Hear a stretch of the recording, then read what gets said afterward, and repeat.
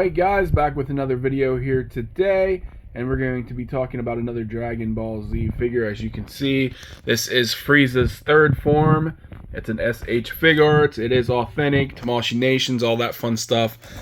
But let's take a look at the box real quick. Now here on the back, as always, just shows a few pictures of different poses and different things going on with this figure. So that's pretty cool. And then on the side, as always, just a few extra pictures. But yeah, overall, this guy looks pretty cool. Can't wait to get him out, get a closer look at him. But yeah, let's get into it, guys. Alright, guys, so here is Frieza's third form out of the box. Now, we do need to add a few parts to him that were separate inside the box that we'll have to attach, which would be the two back spikes, I guess you would call them, horns, whatever, and of course his tail. But yeah, just let's get a closer look at him here first before we put the other parts on. But yeah, he looks pretty cool. The color looks real nice. I don't notice any weirdness with the color and the texture of his paint job here. Looks pretty good, as expected. Now, also on his head there, you know, kind of has that alien, like the movie's Alien, with the long, elongated head, which is pretty cool. But those horns on top, the two larger ones, these ones right here, are detachable on this head. Now, there is a separate head that doesn't seem to be like you can take them off there, but I was able to take these ones off. The other one I don't want to force, but I'm thinking maybe that's the difference between the two heads. One has removable horns and the other one doesn't. But yeah, overall he looks pretty decent, pretty cool. He does have a hard time, especially without his tail. Maybe with his tail we'll be able to stand him up a little bit differently. But I kind of had to crouch him down just a hair because of the head. It is quite heavy and it's harder for this guy to stand. So got to take that into effect when you're wanting to pose him. Like I said, I don't know what it'll be like once I get the tail on there, if it'll be worse or if it'll be better. But for now, that head is definitely weighing him down. We got to crouch him down a little bit just to get him to stand up. But yeah, so let's get into articulation, and then I'll add those other parts on. I don't know if those will actually get away. Maybe I'll add them on first just to see how that works. So let's go ahead and do that now. Alrighty, so before we get into the articulation, we'll add those extra parts in to see if they get in the way or what we got going on with that. But anyways, as you can see, let's move the head up so we can see a little bit better. You got the little peg looking thing here, and then here we go. We just plug these into each other like so. Just slides right on, no issues. And then we got the other one for the other side. Just slides right in, or should. There we go. So there's his back spikes in their glory. And of course the tail, if we can get it just to snap in, it's a little bit more tough. It sounds like it snapped. Alright, so yeah, there we got the tail on and the back spikes. And yeah, there is no attachment because he already had his tail chopped off before he transformed. I guess it doesn't grow back. But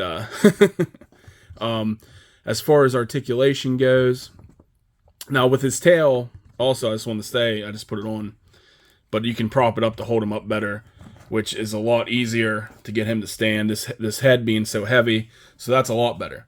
So just use his tail as a kickstand or whatever, and you can get him to stand up at least a little bit. But yeah, because that was a little bit difficult with the weight from the spikes and the tail and the head. He's just going to want to fall backwards. But anyway, as far as the head goes, we'll do the articulation for this. So he can look out that far. Now his head can go all the way down. The head can go all the way down like that, around like that. Now these will probably be in the way. You're not going to be able to probably turn his head too much. You can cock it a little bit to the sides like this. But with those shoulder pads and this being in the way, it's going to be a little bit difficult to do that. As far as the shoulder armor pads, whatever, they do go up a little bit like that for the... You get the arm here, and you do have kind of like the wing going on here.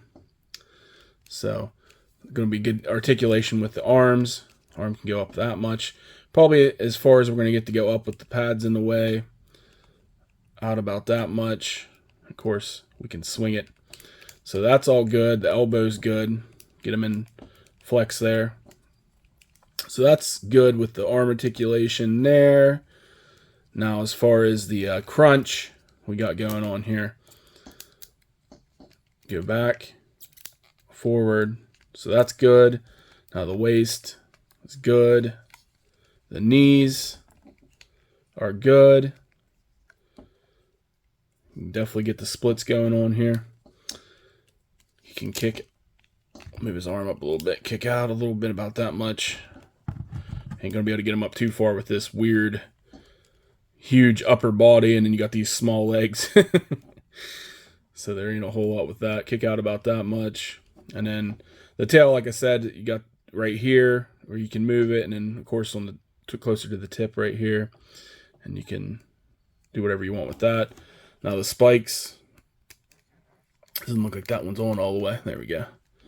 Spikes, I mean, you'll be able to not really do much with them. They kind of just stay in place. But yeah, so there you go. That's it for his like articulation. Pretty decent. I mean, considering all this bulk head, these huge shoulder armor pad things going on there. You got them big spikes in the way in the back as well. So yeah, a lot going on with this guy. But we'll just, like I said, if you put his tail down, oh, how did I have it before like this? You might have to do something like that. Use his tail to kind of prop him up in positions.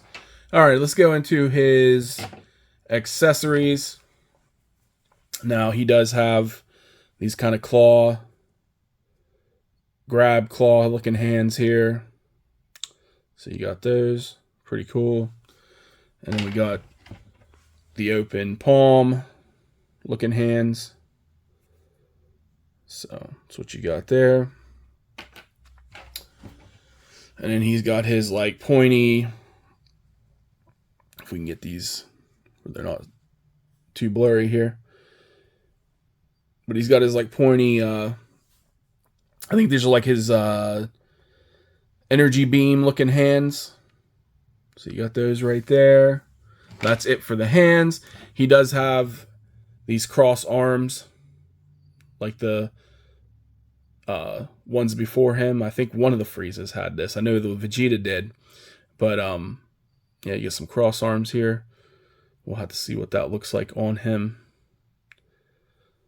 And then he does come with 2 extra face plates. Here's one of him, I guess, or not really angry, kind of like sinister smile, grin thing going on in this one. So that's pretty cool. And then here you got one where he's, you know, happy or laughing or something going on there. That's cool. He does have this, which is like his energy ball thing. Like I said, it would attach to the fingers here. There's a little hole here. You just slide it in. So that'll attach to his finger. So there you go with that. And then he does come with an additional head, like I said. And I don't think these horns are you're not able to detach these, but you can detach these ones. At least I did earlier. It's kind of hard too, but I know that at least this one comes off. So then you would just put that back on like you did the back ones. Slide it on there. But I don't know. It's either just really hard to get them off, or you can't remove these ones. I am not positive. It doesn't look like there's a way. It kind of does right there, but I guess not. Maybe they're just on there like that. But yeah, you get this additional head sculpt, and I really don't notice any type of real differences between the one he has on and this one, unless it is just the fact that you can't remove the horns on the other one, on this one right here. So yeah, that's it for his articulation. That's it for his accessories. We can put him on the thing. We'll spin him around one more time if we can get his tail in here, just so you guys can see him in his glory. But yeah, it is a really cool looking figure. And I think this thing cost me, I want to say, get a shoulder pad down there.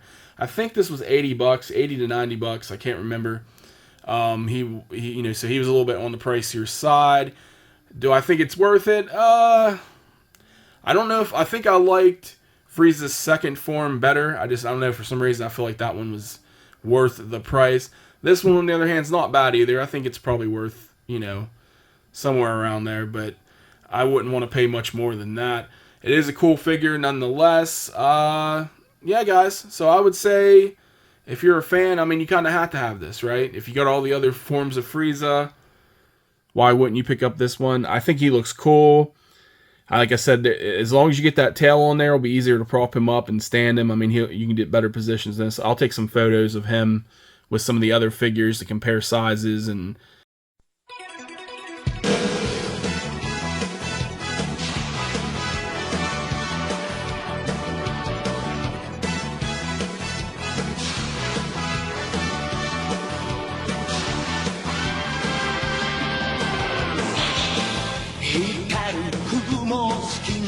Fly away.